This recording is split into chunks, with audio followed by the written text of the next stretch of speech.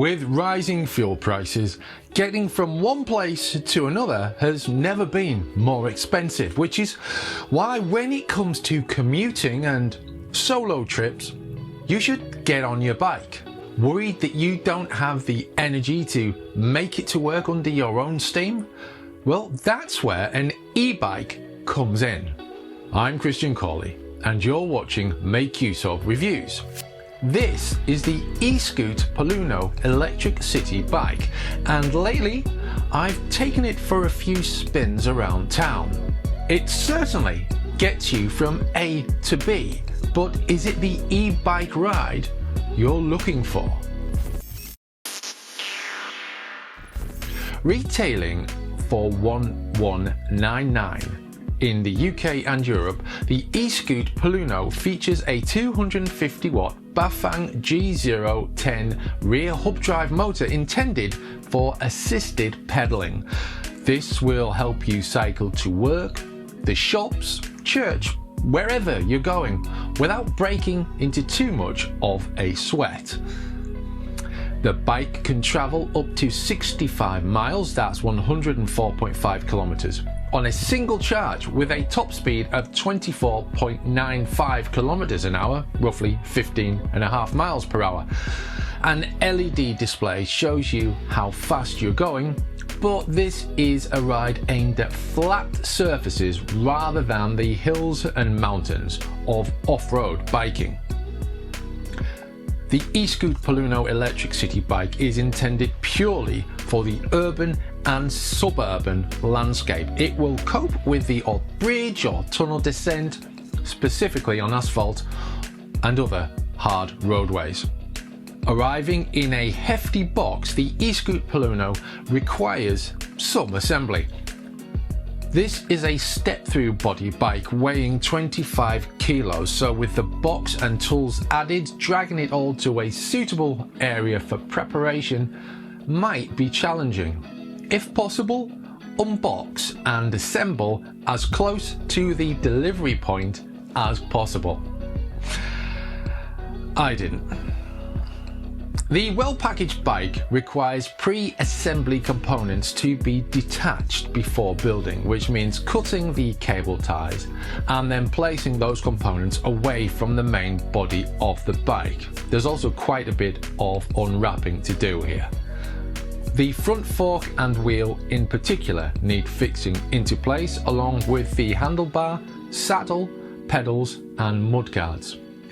Now, I managed to attach the fork backwards, which seems an easy mistake to make, but fortunately I realised this before riding the bike. Some instructions are missing from the manual. There is no mention of the mudguards, for example, or some safety information which I'll come to later. Curiously, the kit also managed to omit the full set of fixings for the kickstand, which means we have a kickstand but no way to attach it to the bike. And aside from trying to work out how the mudguards attach, the toughest part of the assembly is getting the handlebar aligned and attaching the cables to the LED display. Placed centrally on the handlebar, the LED provides information on speed, battery and what setting the hub drive motor is at. It has two buttons and a USB Type-C charging port at the front.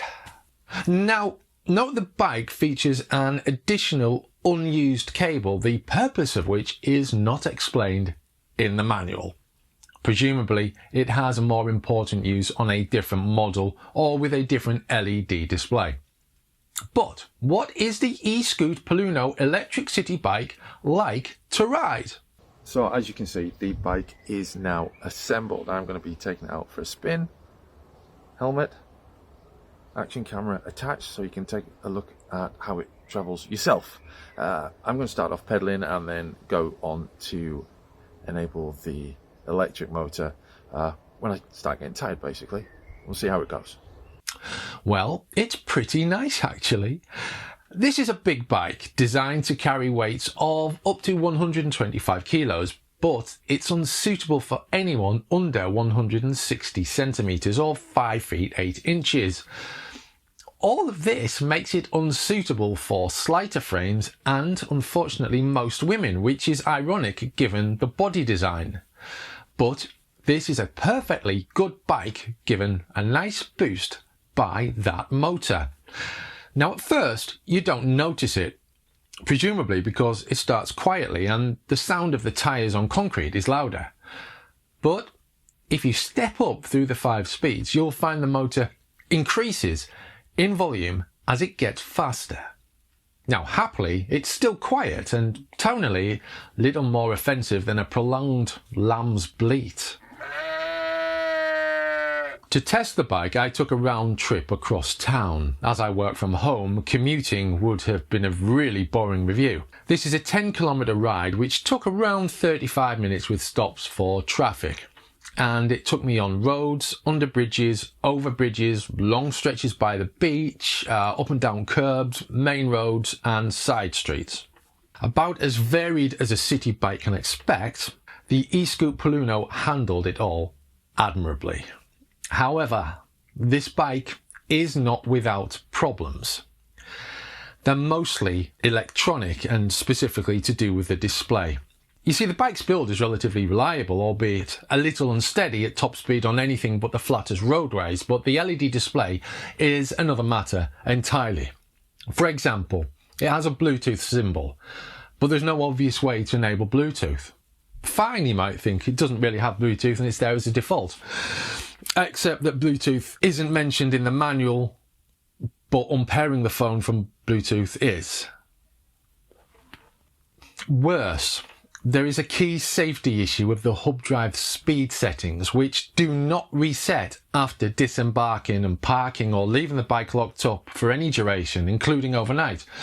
So you could be coasting along at 5th speed and then you pull up at home and you put the bike away. But when you embark the next day, you're thrown straight into 5th speed, and that's a bit too fast for first gear. And crucially, despite extensive safety warnings in the manual, and Eskute can be commended for those, there is no mention of this, which is a safety issue. Aside from holidays, I haven't sat on a bike in years. The Eskute Polluno reminded me just how good cycling can be, and not just with having the powered ride, but simply by having a bike that is suitable for my physique. I'm quite tall and heavy. It's a perfect street bike, ideal for commuting. The 65-mile range necessitates semi-regular recharging, although your mileage literally may vary depending on how far you aim to travel. And the battery can be detached, as can the front wheels, so you shouldn't need to worry too much about the Eskute Polluno going missing. But as reliable as this bike is mechanically, the controls are rather basic, the instruction guide misses vital information, and given the price tag, that is somewhat disappointing. But the ride is perfect, and that's kind of what you expect from a bike. If you're interested in reviews of consumer tech of all kinds, subscribe to the Make Use Of YouTube channel, where you'll also find tips, tricks, and even some giveaways.